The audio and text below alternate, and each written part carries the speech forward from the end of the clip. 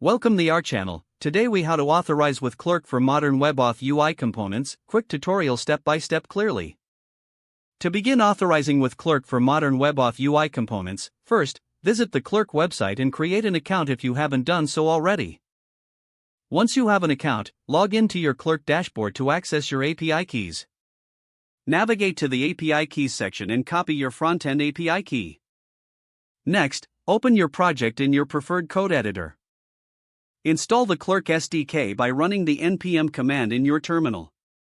After the installation is complete, import the Clerk provider in your main application file. Wrap your application's root component with the Clerk provider, passing in your front-end API key as a prop. Now, you can use Clerk's UI components in your application.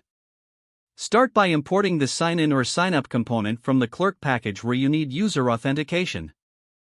Place the sign-in or sign-up component in your desired location within your application's UI. For additional customization, explore the available props in Clerk's documentation to tailor the components to your design needs. Integrate the Clerk hooks to manage user sessions, like useSession and useUser, within your components. To enhance user experience, handle the loading states and error messages as needed.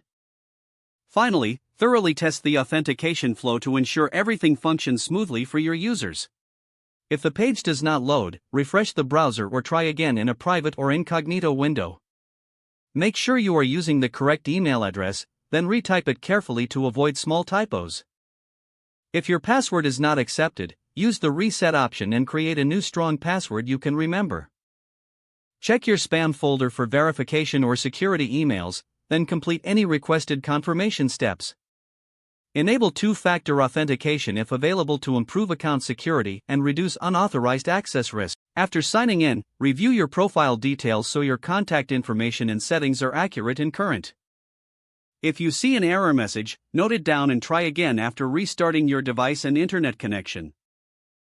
Log out when you finish, especially on shared devices, to keep your account and payment information secure.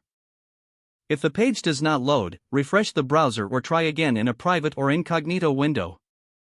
Make sure you are using the correct email address, then retype it carefully to avoid small typos.